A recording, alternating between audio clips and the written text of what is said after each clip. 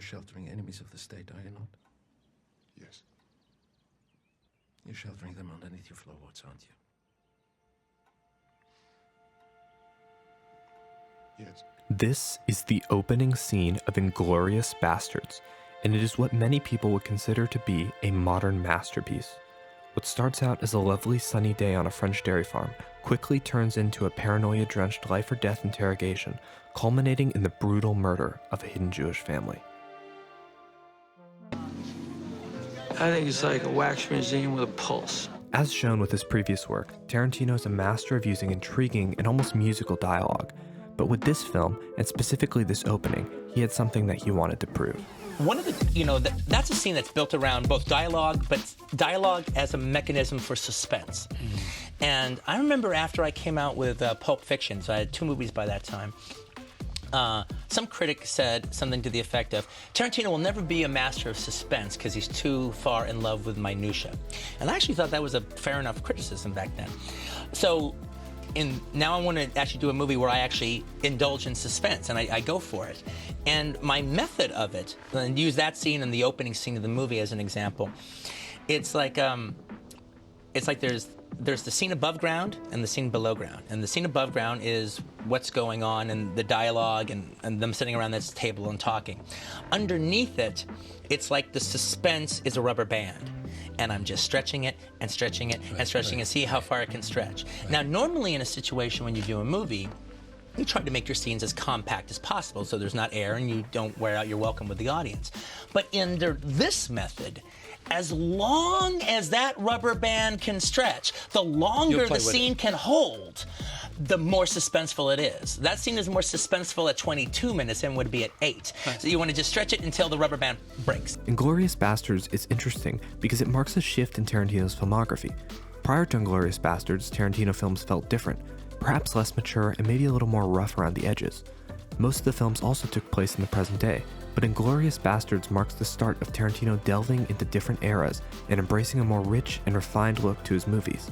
Some of this change was marked from Tarantino watching There Will Be Blood, which was made by his contemporary and rival Paul Thomas Anderson. The relationship I enjoy with Paul is probably my most cherished relationship that I have with another filmmaker. We are very friendly combatants. The way we look at it is we have a Marlon Brando, Montgomery Cliff like relationship. I feel I'm Marlon Brando, Paul's Montgomery Cliff.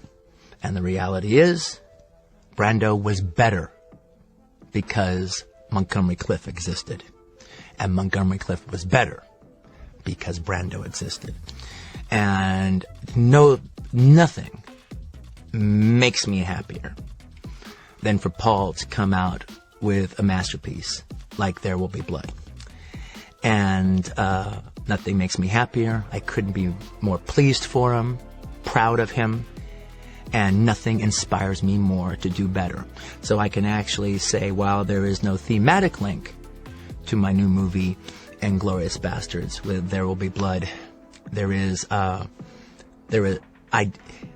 if I reach high points with Inglourious Basterds, it is partly because Paul came out with There Will Be Blood a couple years ago, and I realized I had to bring up my game. When describing the scene, Tarantino talks about the scene as being like a rubber band that he continually stretches and stretches. But if he was going to make the scene work, he had one big problem. See, one of the key pieces of Inglourious Basterds for Tarantino was a character named The Colonel SS Hans Landa. Hans serves as one of the primary antagonists for the film and is considered one of the most menacing, cunning, intelligent, and well-written villains ever put to screen. He's an SS officer, but instead of seeing himself as a brute, he sees himself as a detective. He's a linguistic genius, having an amazing command over several languages. And while all these traits make him, according to Tarantino, the best character that he's ever written, Like I was saying before, when I wrote that script, I just knew that Landa was, I'm aware enough to know one of my best creations I've ever written, and he was one of them. they also present a big challenge. Who do you get to play this guy? Originally, Tarantino had considered Leonardo DiCaprio for the role. Indeed, they would later work together on Django, but ultimately he couldn't quite see it. If they were going to pull off this character and by proxy this movie, they needed the perfect actor. Quentin said that if they had no Landa, they had no movie, so Quentin and his associates got to work in finding someone to play this unplayable role. They were about to scrap the movie until... We went to our first day of casting on Saturday, and we cast that next day Daniel Bruhl and Till Schweiger. But at the end of the day, Quentin was feeling a little kind of, I could see he was off. And about 7 or 8 o'clock in the morning on Sunday, he calls us down to his room and said, you know, I might have written a role that can't be cast. And if I can't find this person, I don't think we should make the movie. Well, literally hours later, this is Sunday morning, Sunday around, I don't know, mid-morning, in walks Christoph Waltz. And there was, you know, very discreetly in the background, Laurent Bender, the producer. And there's Quentin, and you talk to Quentin, and Quentin looks at you. You know, and you chat, and it's, you know, a very old-fashioned, very classical, very personal, amicable, you know, in a way, you know, open conversation. It's like a social meeting. You know, he was speaking in French, then he went to English, and at a certain point he went into German, and then he went into a little Italian. And Quentin and I just looked at each other and our jaws were down on our knees. We just could not believe it. And Christoph was so humble when he left. He said, you know, thank you, Mr. Tarantino. It's such a, you know, pleasure. And, you know, we looked at him and said, no, you don't understand. Thank you. And he walked out of the room and we just high-fived each other. And now that we finally have our Landa, we can return to the opening of the film. The scene begins with a French farmer named Lapetite chopping firewood on top of a hill. There's a rhythmic quality to the axe chops. We see one of his daughters hanging up laundry. Overall, it seems like a peaceful and normal day. Then, the sounds of nature are interrupted by the deep rumbling of a motorcade. When Hans arrives, the audience knows that he's trouble. His uniform alone signals danger, but his competence and confidence give the impression of a predator sizing up its prey. The way he approaches Lapetite, who is stiff in uniform, with a casualty like their two old friends, is to throw the farmer off guard. Landa doesn't view himself as a brute. He views himself as a detective who just happens to be working for the Nazis. Despite Lapetite being massive and completely being able to kill Hans, Hans walks through the house like he owns it, while everyone else struggles to contain their terror. It's a subtle and deeply intimidating way of conveying the sinister reputation that Hans has built for himself. Hans Landa is threatening and charming, blending charisma with a lack of warmth or empathy. The pauses in his dialogue, his extended eye contact, and his cadence only amp up the tension in the scene. Conversely, the Lapetite family avoids looking at Hans for more than brief moments. Then, Hans requests a glass of milk, a simple but deliberate power move. He excuses the family from the room and emphasizes trust by mentioning he left his soldiers outside. Then he and Lapetite can get down to business. Hans says that he has reached the limitations of his French, and that to continue to speak it so inadequately would embarrass him. This is clearly a mind game, as Hans has spoken near fluent French to this point.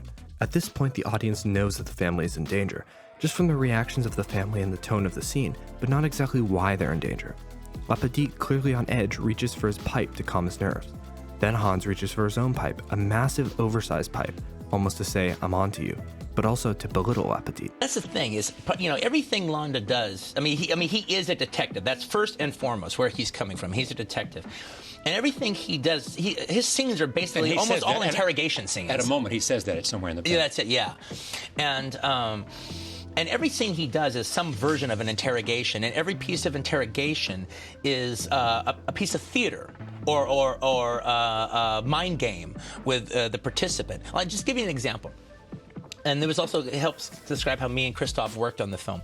Just to give you an idea, in the script, in the opening scene, when he's interrogating this French farmer, the French farmer takes out a pipe and starts smoking it. And at some point, Landa says, hey, can I take out my pipe? And he goes, yes. And he pulls out this big giant calabash, you know, which is the pipe that Sherlock Holmes smokes. And it's a very funny moment when it happens. And he drinks milk. Yeah, and he drinks the farmer's, he's a dairy farmer, so he drinks his milk as opposed to wine. But he has this pipe.